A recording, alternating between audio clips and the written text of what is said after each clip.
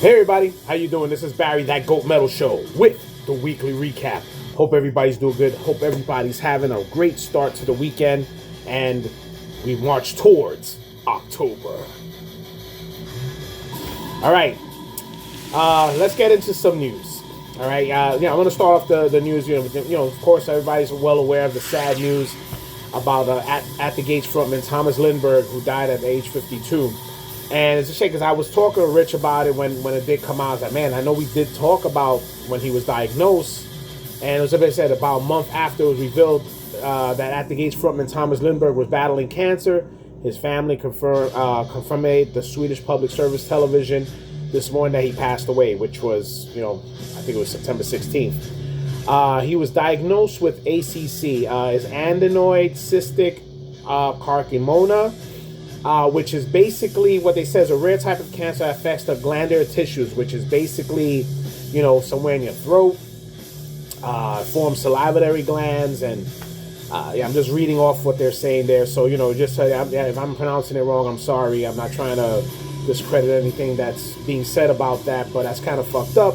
Also, with that being said, I think it's also safe to say that maybe a lot of singers who are into extreme forms of music and stuff like that should really go and check themselves out. Not have me thinking about that when I finish reading that too as well.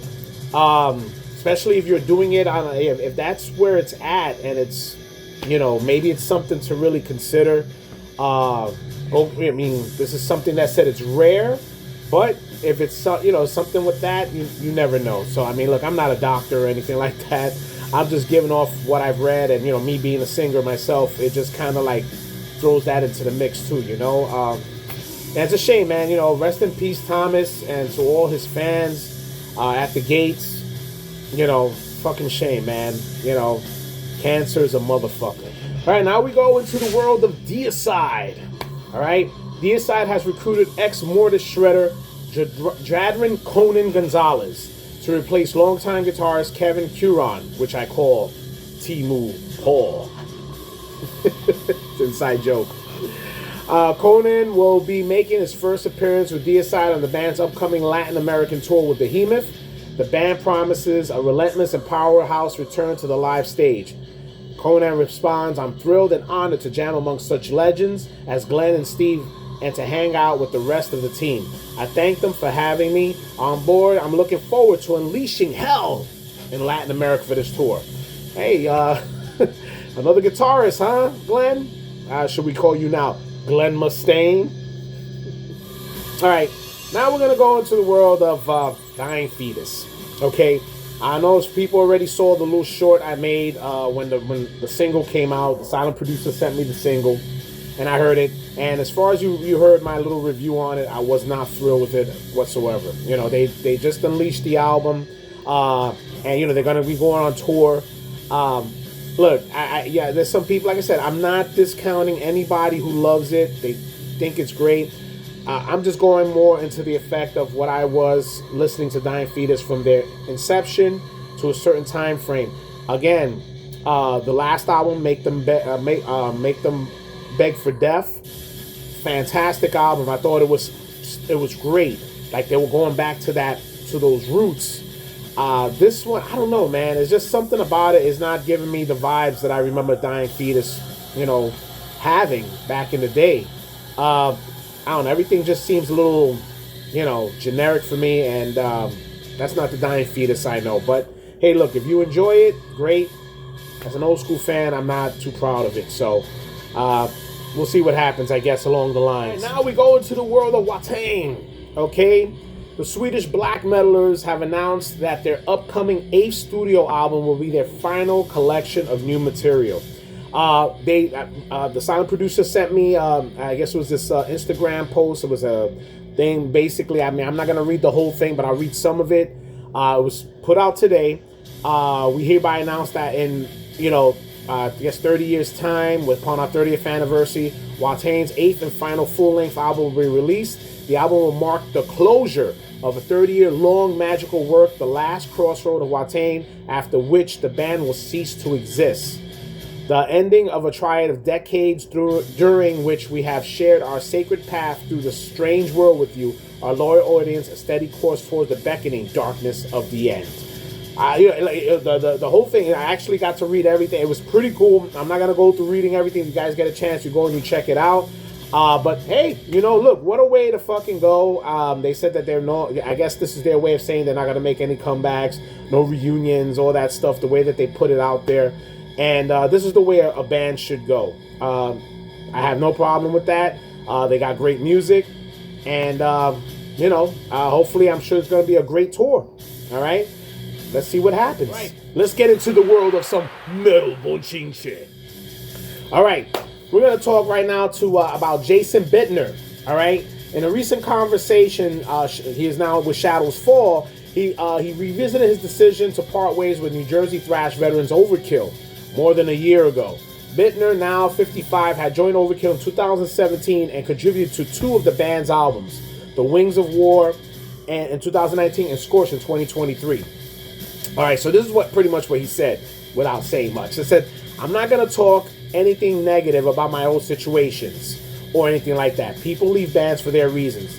Let's just say I was stagnant in my old situation. I was not happy where I was in the business sense with Overkill. I was basically giving more of myself than I was getting in return. And after almost 8 years, I had pretty much had enough of that. And when I knew that there wasn't enough, even a negotiation aspect to anything, I'm like, okay, well, it's time to start thinking about myself. Which in some retrospect is just basically he wasn't getting his just due. So whenever look, I get it. He's trying to be respectful. He's not trying to drag Overkill through the mud. He doesn't want to put his name out there with that. But I'll translate it. Basically, Overkill wasn't paying him what he should have gotten, and he felt he was sliding on money. Basically, business putting too much money. Go right back to the Cradle of Filth situation where that husband and wife team weren't getting their due. And, it's like I said, fans get, when it comes to money and it becomes a business, it's a situation that you never want to go and put yourself into, especially when you got your band going. This is something you did when you were a kid and so on. And now it just becomes something else. But that's the life we live in right now. But hey, it is what it is. But that's pretty much, I think, what he's trying to do. Now we're going to talk about our man, Harley Flanagan from Cro-Mags. He is making the waves now because he brought something up. He said Cro-Mags frontman Harley Flanagan is appreciative of the shout-outs from named bands, but in a new social media post, he's calling out some of those groups for not taking him out on tour. Cro-Mags have been a staple of hardcore punk scene since first arriving on the scene back in 1981. But while their energetic shows and vibrant early albums served as influence to many, Flanagan has shared his disappointment that the appreciation had extended to invites for major tours. And this is what he's saying in an Instagram post. Flanagan voices frustration. The post has a graphic that states, to all the famous bands that have been giving me love all these years and thanking me for the inspiration, etc. How about giving me a gig opening for your band instead of giving me love when nobody's looking? Thank you. He elaborates a bit more in the comments and naming names, captioning the posting, everything from Metallica, Pantera, Avenged Sevenfold, Green Day, Turnstile, and so on, and so on. Giving me props, giving me respect and love, call me a legend. It would be nice if somebody gave us a gig instead. I've been working hard since the 80s. How about a hand, motherfuckers? Instead of love, no one's looking. I'm good enough to inspire, but just not good enough to open up for you. All right, so this goes back to I think a couple of bands. I think I know years ago. I mentioned about Anvil. If anybody's seen the documentary about Anvil, there was a lot of people in the documentary had Metallica and so on, talking about how Anvil, I think, was one of the inspirations as well. But the band was struggling. The band was still playing. They were still an old school band. They were struggling. It was a awesome fucking documentary showing them that at least they prevailed and they got to play in Japan again. They still got fans in Japan. But I said that. I was like, damn, fucking Lars was there talking in the documentary. I'm like, how come we never seen Anvil open up for Metallica? You've seen all these other crappy bands that Metallica would take, but they never took any of these bands that were so-called inspirations. I found that fucking strange, especially if some of these bands were struggling. You would say, hey, come on tour, man. This could help you guys out a bit. Maybe get you guys back out there and maybe a record label, see them back with some energy, whatever. Same thing happened with Deicide. I think Glenn Benton called out Corey Taylor from Slipknot about the fact that Slipknot said that Deicide was one of their inspirational bands and so on, but never took them to any of these big tours they had so they could at least open up and show the world Deicide. And, you know, I know they had a little back and forth or whatever, but, you know, Glenn Benton, you know, said that, and now we got Harley Flanagan. So my thing is this, and I said this, I said, look, if you made it big, right?